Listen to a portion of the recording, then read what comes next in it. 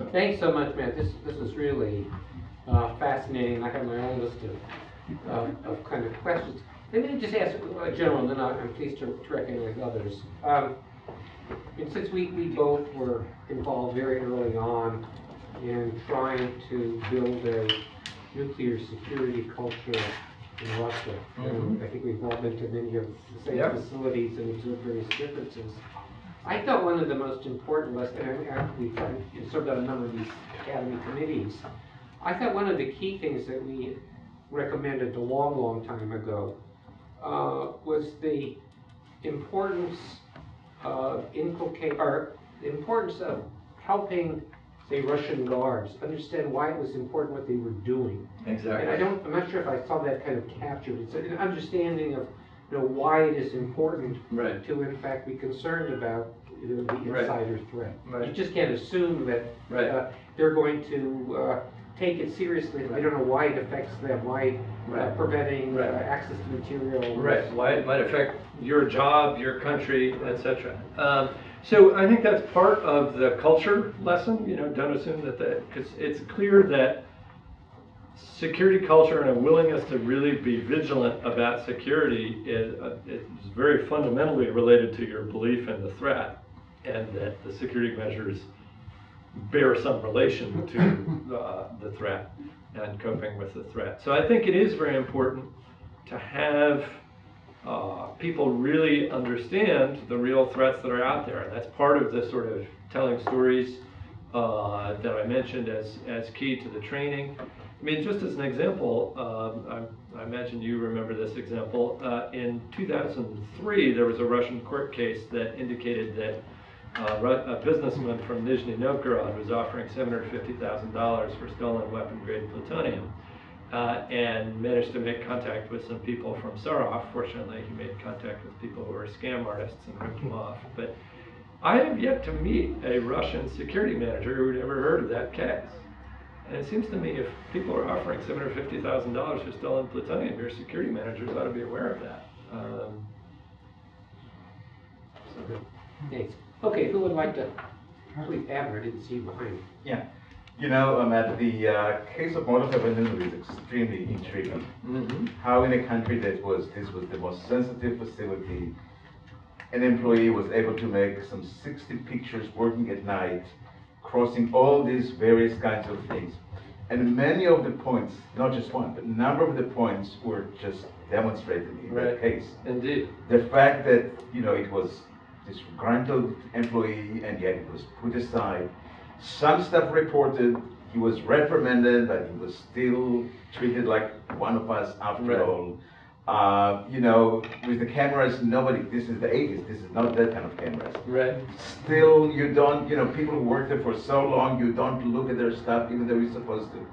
So it's, it's a country that so much the issue of that particular facility is so much, and yet he was able to fool around. So that is a great case. So I think part of it is the very first lesson, the sort of assumption that we couldn't possibly have insiders here because we've built such a loyal, I know all my employees and so on. I think that both the cognitive biases and the organizational biases involved when it's somebody is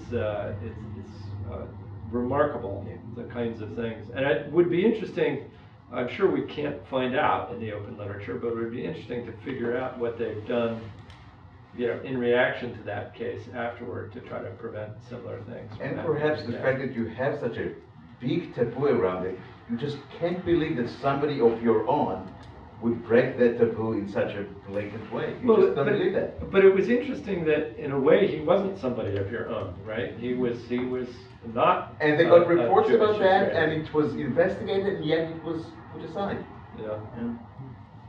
Sylvia. First of all, many thank you for your remarks. It was a privilege to listen to your presentation twice. She's a glutton for punishment. You mentioned about in the Nidal Hassan case that the FBI repeatedly did ignore several red flags. I want to understand from you, and would you say that remembering past mistakes and resorting to say historical analogies of mistakes that organizations have made in the past would help create a culture of vigilance, because that helps organizations remember in their collective consciousness of the past mistakes. So do you think that that is one of the key to do things to Right. make So that, I mean, in a way, that's part of the reason for the book, is to just tell some of these stories and help organizations remember, you know, gee, we could have this problem in our organization as well. I think it's important to overcome complacency. When we did this briefing in Washington, we had Rolf Moet Larsen as one of the commentators, who was one of the key people involved in the capture of Aldrich Ames. And he said, you know, at the CIA, we were blinded by our own arrogance. We could not believe that we had moles inside our organization. And ultimately, it turned out it was not just Aldrich Ames. Ultimately, there were 4 moles. There were 2 at the FBI and 2 at the CIA. To Rolf's credit, he was one of the first within the CIA to say, we've got a mole, we've got to find them, etc. It was actually forced out on his first tour of Moscow for being too annoying on that subject. For instance, Ray? So one of the things I think from emergency preparedness, real lessons to me, is that you should plan for how people actually behave, not how you want them to behave. Right. So something like the procedures of the false alarms is something that really you have to really think about from that perspective. So one of the things that really sticks into my head is there was a tsunami warning in Northern California or something, and this was a long time ago. And people had a procedure what to do. They're supposed to go and walk up the hill and whatever, but there was no procedure on actually what they're supposed to do afterwards. So what did they do? They went back down to look at the wave come in. So it's that kind of thinking that I think you want to have into this, you know, into security, and you know, Yeah. false alarms is a good example. I think that's absolutely right. I think you need to think not only about the first step, but the next step. And all of these organizations are complex systems. And, you know, if you yank on one piece without really understanding the system, strange stuff is going to happen elsewhere in the system that you weren't intending. So I think it requires a lot of deep thought about how to structure these things so that you aren't creating an environment where you know, everybody is just constantly in suspicion of everybody else and so on. We mentioned in the book the case of James Jesus Angleton, who almost destroyed the CIA's intelligence collection operations by his belief that everybody was a spy. But if I could offer a criticism of my own book, I would say our emphasis is overwhelmingly on the type of error where you miss the insider, as opposed to the type of error where you see insiders who aren't there. Thanks. Ray? Yeah, so I was working for the United Nations Industrial Development Organization in Vienna, and my major job was to help set up this International Center for Genetic Engineering and Biotechnology. And as we were going, setting it up, we needed help for setting up a training program for the people from developing countries. So we hired this German scientist, who I know pretty well. And so I got to know him pretty well, and we went out drinking and all that. And he told me pretty much after a while that he was really a disgruntled scientist. He was working in a laboratory in Germany. He hated it there. And what he did is that he started developing antigen against hepatitis, at that time, hepatitis B. And the idea was that he was going to get this antigen, and then he's going to leave there and go to a pharmaceutical company and develop a vaccine from that. So he did that for 2 years. He worked doing that. He did his regular job, and then he was doing this work on the hepatitis B, which is also a pathogen. So you have to be careful. but he was very good. He's a very good scientist. And then he went off and then to the pharmaceutical company, and they turned him in. So he actually was, he was put in jail because of intellectual property. But the issue was that he was an ingrunto. But what about if you've been crazy? I went and asked several laboratory directors, could this happen in your laboratory? And without exception, they said, yes, it could. And that's the reason. I'm glad to hear that, actually. And the reason is everybody trusts scientists, researchers like that. And how can you deal with that kind of threat? So I think it is a ongoing problem in the biotech community because they, unlike the nuclear community, they haven't had the experience of having to work in a secure environment for forever, and so it's still a sort of it's still an evolving thing, somewhat in the way that it was in the early days of Los Alamos or something like that. Scientists are not fond of security procedures, I think it's fair to say. But I do think that in the aftermath of Bruce Ivins, there have been some significant improvements, although you do see that some amazing incidents still take place. The finding of the unexpected smallpox vial at the back of a freezer at the CDC, I guess it was. One of the concerns I have is that what caused the anthrax attacks fundamentally was a disturbed insider. And our response has been to multiply the number of insiders by a huge factor, by creating lots of BL3 and BL4 labs all over the country. So that does worry me a bit. It's not obvious to me that was completely the right answer, although a lot of those labs are doing good science that is useful for a variety of ways. One quick addendum to what you just said. In biotech, they do have a lot of security concerns, but it's all external. It's industrial espionage, so they still don't see certain kinds of insider threats. But they definitely have security. Right. Yeah. I have it's always great to have you here and hearing about your new research and publications. I have two comments, questions. One is you compared some of the work where the incentives work, like in the safety sector, the economy, and in security, there's this is one of the areas where funding, if we have shortages, is cut first. Indeed. First, so that, and there hasn't been an incident on a scale like we had in the safety, where it can really become something that is required and becomes part of the. How have you thought about what are the incentives? How you do it, and how do you juggle it? Because the security side is always the ones that has been cut out. I think you've hit on what is probably the biggest issue in security generally.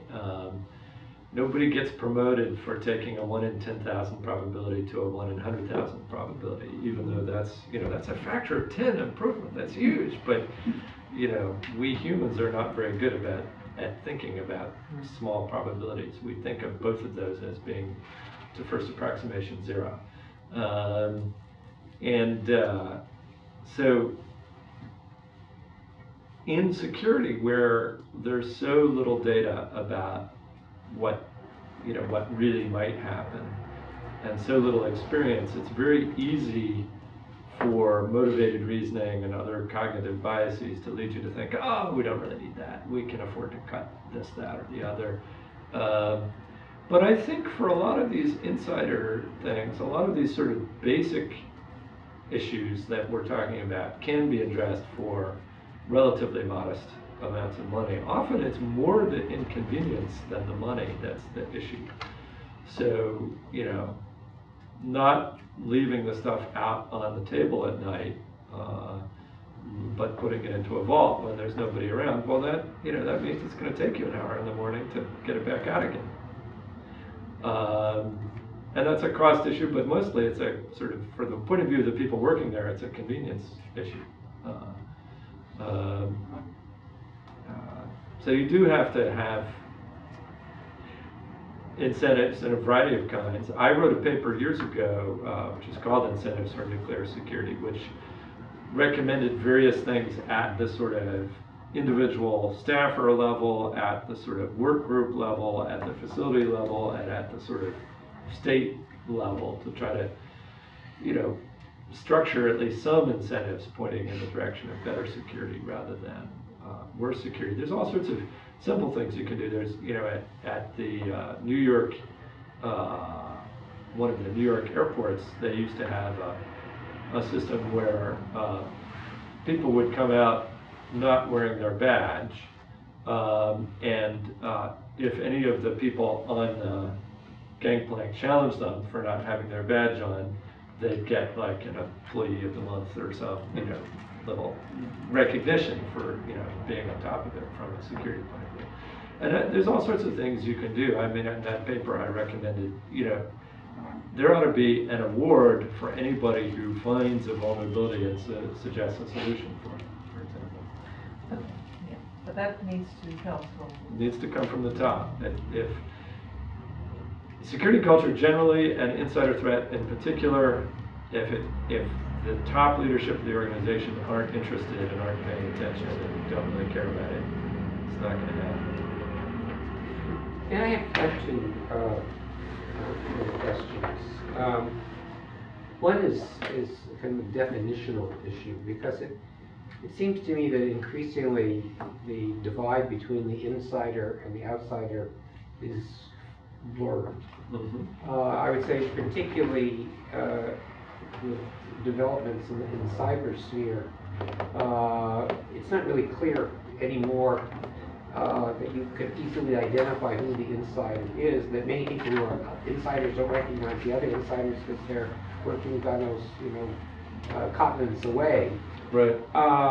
And so it seems to me that you're introducing kind of new issues that are particularly linked to the notion of kind of outsourcing and with Mm-hmm. cyber that raise, I haven't really thought this through, but I was just trying to, in my own mind, try to contemplate the pool of parties with whom we're speaking in different industries. Right. And it seems to me that's a kind of an interesting question. I haven't thought this through. So that was the first. Yeah, so a lot of organizations have sort of the list of their employees, and their sort of insider threat protection program applies to them, and then they're doing this massive amount of contracting and other people are coming in. So yes, Boogalov didn't work for Doel 4, he didn't work for Electrobel, he worked for a contractor. And the contractor had different rules for, and similarly in the cyber world, people say, oh, well, my system isn't connected to the internet, therefore I'm fine, but then the contractor brings in a laptop to, and hooks it up to tests and aspects of the system, and suddenly you're compromised because that laptop got compromised.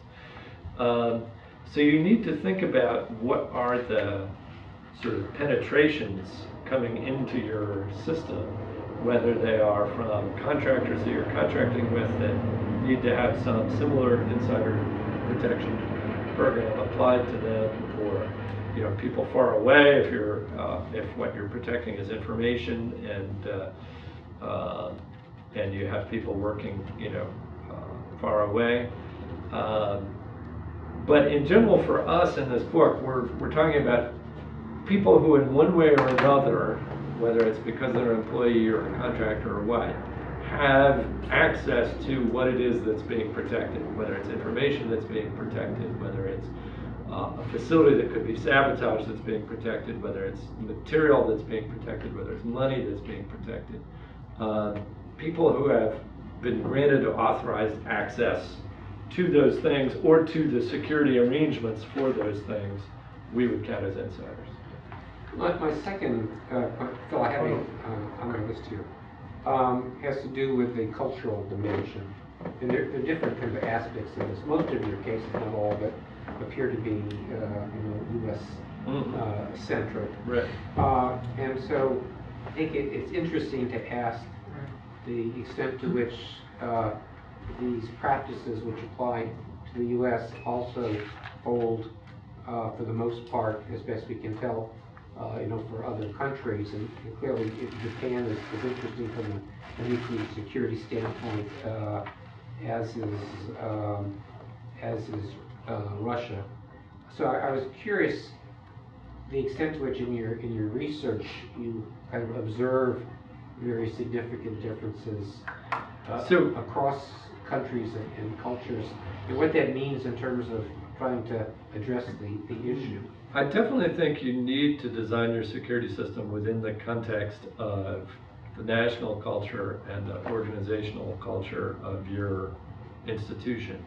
I think in particular that countries where there is huge deference to the boss and nobody can question people higher in the hierarchy, it's more of a problem. I think in security, just as in safety, you need sort of a questioning attitude. You need, everybody in the organization to be able to say, hey, wait a minute, is that the way it should be?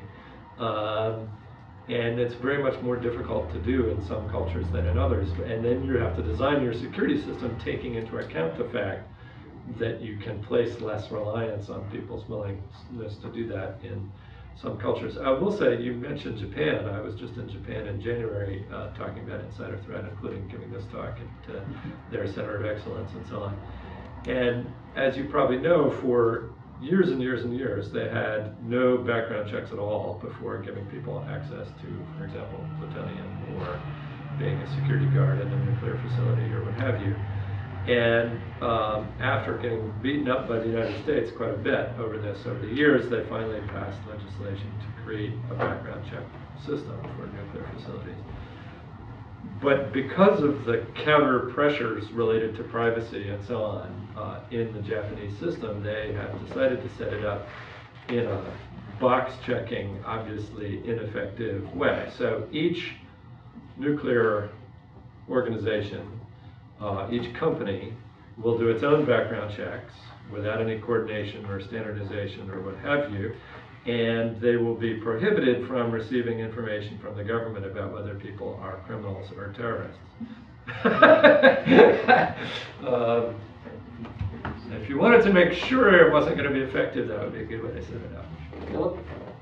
So just listening to this made me kind of reflect on the year that I spent in government, and it's not a wholly flattering reflection in terms of government. So I don't know that I quite want to share the specific little stories, but I'm struck both in the Defense Department and in the White House that there were little sort of pathologies that were quite consistent with the things you talked about.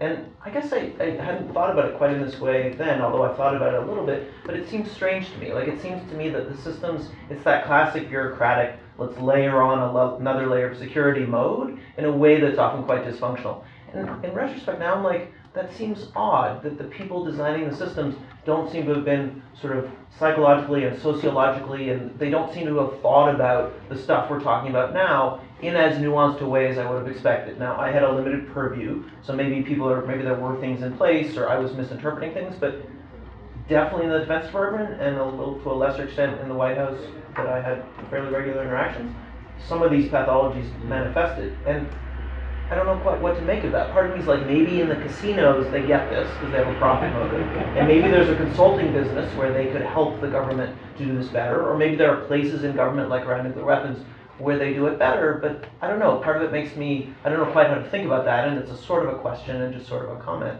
but I'm struck thinking back on that experience. Yeah. By the dysfunctions in subtle ways of a lot of So I think any of us who have been in high security organizations can tell hilarious stories of idiotic security rules that were A, inconvenient, and B, utterly dysfunctional and ineffective. I was highly amused, although also annoyed in my most recent clearance review, where the procedure now, they have you fill out the long form, and then they go talk to your friends, colleagues, etc. And what you ought to do then is combine that information and look for potential contradictions, holes, things that seem odd. No, what they do is they come back to you and they read each question on the form you already filled out, and then you sit while they write by hand whatever version they understood of what it was that you just said. I'm like, what spy is going to be caught by this procedure?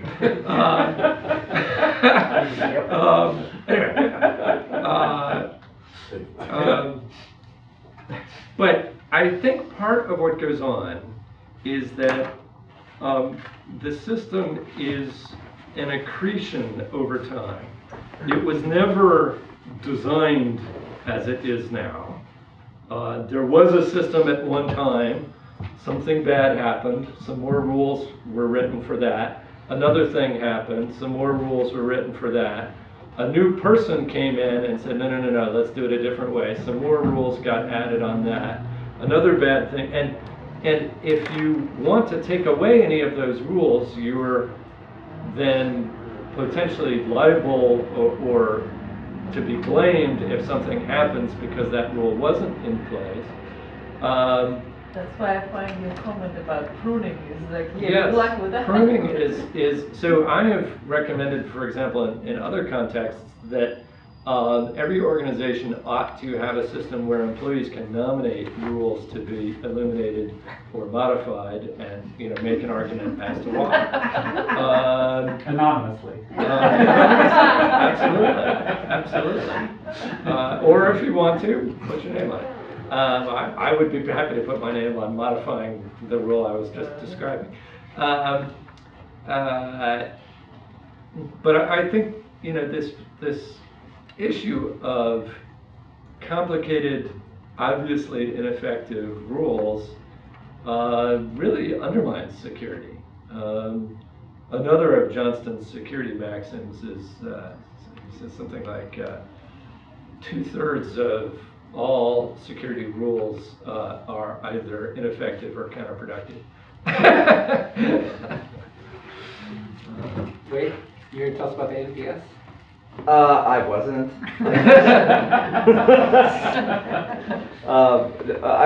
I wanted to bring you back to the cyber issues for a moment.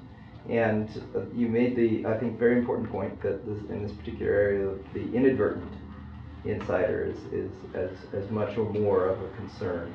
And I think, in that context, it's worth underscoring that as the automated protections get better, the human component of that becomes increasingly the weak link. That in particularly in large organizations, you only need a single point of failure. One person who hits the phishing email gets into the whole system, as the Podesta example. Right. And to be fair to Podesta, in fairness, the security guy said, yes, you should click on that link. Really? That's right. Yeah, That's right. He checked with the security guy. That's right. That's right. And then one other aspect of that, I think. So the security guy didn't say, oh, by the way. The security guy says that he mistyped and meant not to. Yeah. His answer just follow on. Yeah, okay. The email he sent him said, sorry, the link is legitimate. And he said, I meant to type illegitimate, but I think he's lying. Yeah. Yeah. People have an incentive to cover their ass. Well, this is, and that is in a way, though, a misleading aspect of the story because so much of this is the people who are not paying attention or have skipped over the Who trainings don't check, right. and who don't check, and this is the importance of that weakest link, as opposed to some of these other ones. Any single person who has access to the system can be the one who allows the malware to get in, and so it doesn't really matter. All you have to do is find the one person. Right. And then the only other aspect of this And many of us, for example, have assistants who handle some of our email, and our assistants may or may not be as vigilant as we are. And the only other thing I want to add to this is that many of, in terms of things like leaks, not so much sabotage, but in terms of theft of information, a lot of that can take place without the victims even knowing that they've been penetrated. And so we have a possibility of a much larger case of instances than we even know about. Indeed. And I mean, so, you know, in the OPM case, they were in the OPM system for what, a year or something? Yeah, Before it was yeah. eventually detected? Yeah, and yeah, that's right. I'm among the millions of Americans whose information was compromised. Yeah, yeah. So, oh, I'm sorry, go ahead, Lou. Well, I get to, to kind of bring this to a question. The overarching question is how do you deal with this? And you mentioned a couple things about training. But if you're looking at how do you aim a training at the worst at the worst person, at the most flawed person, every year they publish the list of most popular passwords, and number one on the list is always the word password. Yeah. I mean, how are we going to come to terms with that? So I think we need to build our systems assuming we'll have foolish people in the system. I think we need to put much less reliance on convincing people not to click on links and build systems that will work even if they do click on links idiotically. Because, human beings are imperfect. And so, I mean, one of the things that we talked about in the book actually is, arranging things where you have less reliance on insiders. Fewer people have access to the vault, and you only go into the vault when you really need to, and or the equivalent of information space. Fewer people have access to the network or whatever. I do think there's a lot of interesting work. I actually think the cyber world is a little bit ahead of most of the rest of us, at least the hardcore, really serious cyber world, on thinking about insider threats and sort of security culture and so on. It's interesting these days, if you Google just the phrase security culture, especially in like Google Scholar or something, first 10 items will be cyber related items, not nuclear related items. And there's actually an excellent research group at Carnegie Mellon that's specifically focused on insider threats and cyber. And one of the cool things they've done is they've managed to get lots of different companies to give them detailed incident information and then anonymized it and put it in a database where you can actually look at, sort of statistically at some of these kinds of things. And I think one issue with some of what's in the book, with these detailed case studies, you can look at the case study in retrospect and say, oh my Lord, why didn't they react to X or Y? But then the obvious question is, well, how many people who've never turned out to be a problem were doing stuff that, if they did become a problem and you did a case study, would seem equally obvious. And we don't have that sort of rich feeling about false positives in this book, but I think with some of the data they're compiling in that Carnegie Mellon group, it allows you to at least begin to start thinking about those kinds of questions. Matt, I mean, you've done a lot of work, obviously, in Russia, and for me that was kind of the area where the formative nuclear security. Exactly. Yes, right. Have you done any kind of a briefing on the book there, or do you have a sense of? I haven't had a chance yet to receptivity do a briefing there. I'm hoping to arrange that in the not too distant future. I will be giving it at the Chinese Center of Excellence. I did it at the Japanese Center of Excellence in January. I'll be doing the Chinese Center of Excellence at the end of the month. I'm hoping to do it for Indians and Pakistanis as well. I should say, by the way, that Dmitry Kochegin and I will soon be submitting an article on how we think nuclear security is evolving in Russia now for Nonproliferation review. I think. We'll look forward to that. There are at least some indicators that the Russian system takes insiders more seriously than they once did.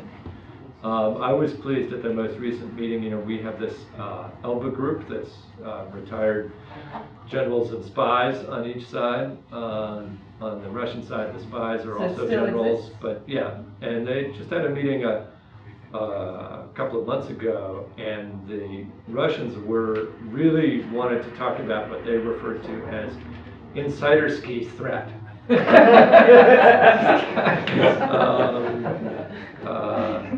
It was interesting that they were the ones who brought it up as a key thing to be discussed. Because I mean, I remember having conversations, I mean, you may be in the room with some of our Russian colleagues, I think it was actually at Kurchatov, and they were bemoaning the fact that the real problem was that the new generation of Russian nuclear scientists had not been inculcated with the values of the old guard. I mean, this was not a problem in the past, and it was, So they claim. yeah.